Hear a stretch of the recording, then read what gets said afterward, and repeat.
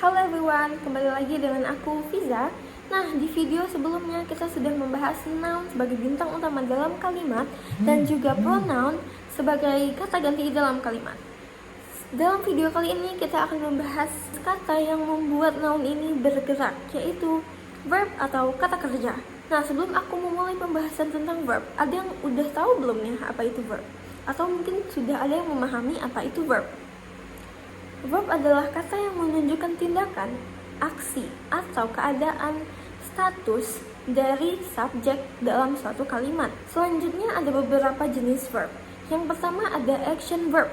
Action verb ini adalah verb yang paling umum ya, yang menunjukkan tindakan fisik seperti run, eat, dan juga menunjukkan tindakan mental seperti think, believe.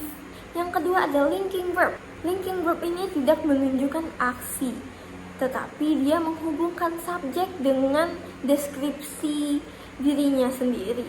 Contohnya seperti is, am, are, was, were. Nah, contohnya seperti he is a doctor. Jadi is ini hanya menghubungkan, mendeskripsikan he sebagai subjek.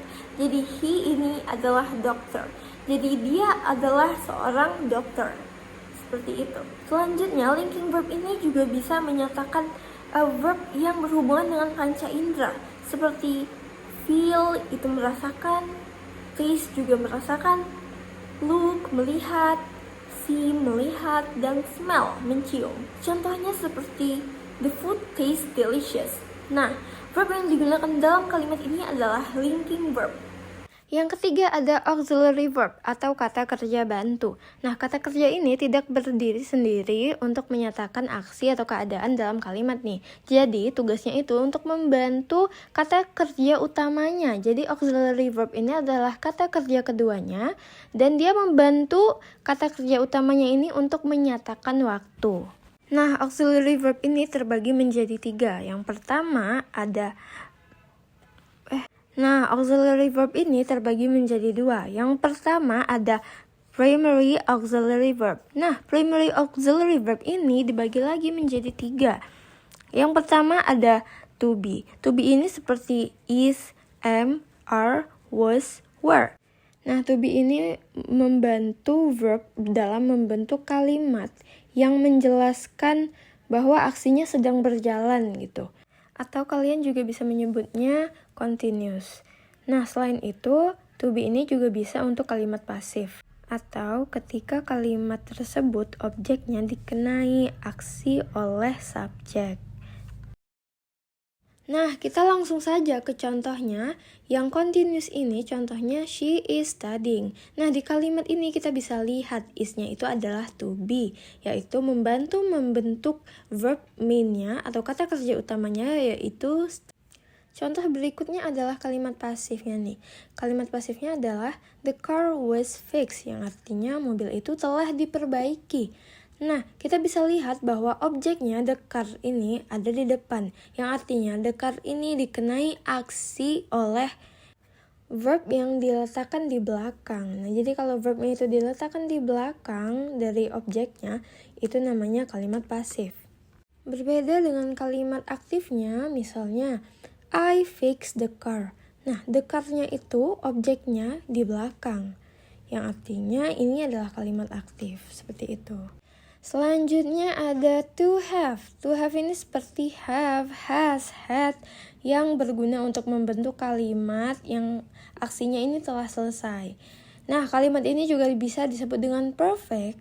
Seperti contohnya, I have finished my homework, yang artinya saya sudah menyelesaikan PR atau tugas saya. Nah, contoh lainnya seperti he has lived here for years, yang artinya dia sudah tinggal di sini bertahun-tahun. Selanjutnya ada to do. Contohnya seperti do, does, did. Nah, ini gunanya untuk membentuk kalimat negatif dan tanya dalam masa sekarang dan masa lalu. Nah, contoh kalimat tanyanya seperti do you like coffee? Apakah kamu suka kopi? Jadi, do ini diletakkan di awal kalimat tanya. Nah, contoh untuk negatifnya seperti She did not call me. Untuk kalimat negatif itu diletakkan setelah subjek. Karena ini kalimat negatif, maka kita tambahkan not di belakang kata did ini. Jadi, she did not call me. Dia tidak menelpon saya. Kita lanjut ke jenis auxiliary verb yang kedua, yaitu modal auxiliary verb atau juga bisa disebut dengan modals. Nah, tugas modals ini adalah memberi makna atau nuansa tambahan pada kata kerja utama. Apa saja modals ini? Nah, seperti yang aku tulis, modals ini ada can, could, will, would, must, have to, may, might, and should. Nah, untuk kata can ini menjelaskan kemampuan tapi di masa sekarang. Jadi contoh kalimatnya seperti I can solve this problem now. Saya bisa menyelesaikan masalah ini sekarang juga. Yang kedua ada could. Nah, could ini sama seperti can, menunjukkan kemampuan, tapi ini digunakan di masa lalu. Dan ini juga bisa untuk menambah kesopanan dalam kalimat kalau kamu mau minta sesuatu seperti itu. Contohnya, I could swim well when I was young. Nah, saya bisa berenang dengan baik ketika saya masih kecil. Nah, di dalam kata ini kita bisa menggunakan could. Nah, untuk kesopanan nih, kalian bisa minta tolong dengan kalimat seperti could you help me? Nah, dalam bahasa Inggris could ini lebih sopan. Selanjutnya ada will. Will ini digunakan untuk menyampaikan rencana atau prediksi atau keinginan, impian di masa depan. Contohnya seperti she will come tomorrow. Nah, di kalimat ini dia menyampaikan prediksi kalau she ini akan datang besok, seperti itu. Yang keempat ada would. Would ini untuk menyampaikan perandaian yang akan dilakukan di masa lalu. Nah, tapi bisa juga untuk kesopanan nih. Contoh keinginan yang di masa lalu ini seperti I would buy a new car if I were rich. Jadi dia bilang kalau aku dulu kaya, pasti aku udah beli mobil baru, kayak gitu. Nah, kalau untuk kesopanan, contohnya seperti would you like some coffee? Jadi ini seperti permintaan atau penawaran yang sangat sopan, memakai kata would. Selanjutnya ada must. Must ini seperti keinginan kuat atau kewajiban yang semestinya memang harus dijalani. Contohnya, you must wear a uniform. Kamu seharusnya menggunakan seragam. Must ini biasanya dikaitkan dengan peraturan yang konkret gitu. Misalnya uniform itu peraturan dari sekolah. Selanjutnya ada have to. Have to ini sama-sama keharusan seperti must, tetapi ini kewajiban yang datang dari diri kita sendiri yang bisa kita set sendiri seperti itu. Kita bisa atur sendiri. Contohnya, I have to wake up early for work. Aku harus bangun lebih awal untuk bekerja. Selanjutnya ada may. May ini adalah kemungkinan yang akan terjadi gitu. Contohnya, it may rain later. Tapi may ini juga bisa untuk menyampaikan izin secara formal. Seperti, may I come in? Selanjutnya ada might.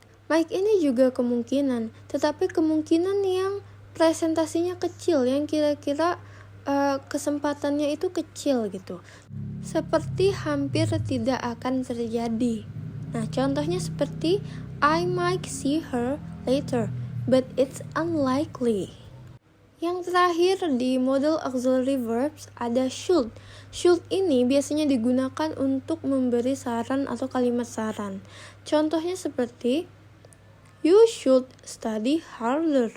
Kamu seharusnya belajar lebih giat. Selanjutnya kita ke tenses. Tenses ini adalah alasan mengapa verb disebut mesin waktu.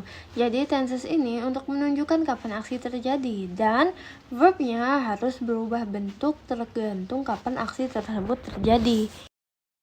Perubahan verb ini dibagi menjadi 3. Yang pertama, verb 1. Ini digunakan untuk present atau bisa juga bentuk dasar ya. Yang kedua adalah verb to. Verb to ini digunakan untuk past atau hal yang sudah lewat. Nah, yang ketiga ada verb three. Biasanya digunakan untuk menyatakan masa lalu dan dipasangkan dengan auxiliary verb yang have atau has.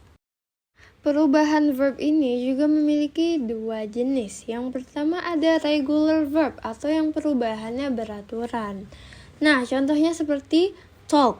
Talk ini berubah menjadi verb to-nya, tinggal tambahkan ed di belakangnya. Begitu juga dengan verb three. Ditambahkan ed saja dari kata base-nya yaitu talk. Nah, yang kedua ada irregular verb atau yang perubahannya tidak beraturan. Nah, jadi ini kamu harus benar-benar kamu hafalkan karena tidak bisa ditebak seperti regular verb tadi. Contoh irregular verb seperti go. Go itu bentuk verb 2-nya adalah when. Bentuk verb 3-nya adalah gone. Begitu juga dengan eat. Eat itu verb keduanya adalah ate. Dan verb ketiganya adalah eaten. Nah, begitulah penjelasan tentang verb. Mudah bukan? Untuk memperdalam pemahaman kalian, aku sudah menyiapkan beberapa soal sebagai latihan. Kamu bisa pause video ini dan mengerjakan soal, karena aku akan membahas jawaban dari soal-soal tersebut di video ini juga.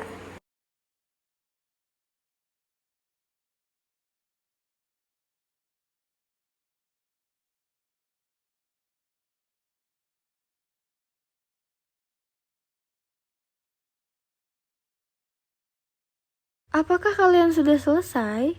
Karena aku akan melanjutkan pembahasan tentang soal-soal ini. Nah, latihan soal ini tentang mengidentifikasi jenis verb antara action verb atau linking verb dan memberikan keterangan. Mulai dari nomor 1, she is very talented. Nah, dalam kalimat ini verbnya adalah is. Is ini termasuk linking verb ya. Karena is ini mendeskripsikan si subjek. Jadi she is very talented artinya dia sangat berbakat. Di nomor 2, they write a report every month. Nah, dalam kalimat ini verbnya adalah write. Dan write ini termasuk ke dalam action verb karena write ini adalah aksi ya, yang artinya menulis. Jadi they write a report every month artinya mereka menulis laporan setiap bulan. Selanjutnya ada the soup tastes delicious. Nah, seperti yang aku bilang, verb yang berhubungan dengan panca indera, merasakan, melihat, itu termasuk linking verb. Jadi, taste ini adalah bagian dari linking verb. Selanjutnya nomor 4. I bought a new book yesterday. Nah, bought ini adalah jenis action verb karena apa? Menunjukkan tindakan membeli, menunjukkan aksi dalam kalimat tersebut. Nah, itulah latihan soalnya. Dan bagaimana? Apakah kalian sudah mengerti? Jika ada yang kurang jelas, kalian bisa komen di kolom komentar. Dan aku Fiza pamit undur diri. Jangan lupa like, comment, subscribe, and hidupkan notifikasi agar kamu tidak ketinggalan video berikutnya. Keep learning, keep improving. Bye-bye.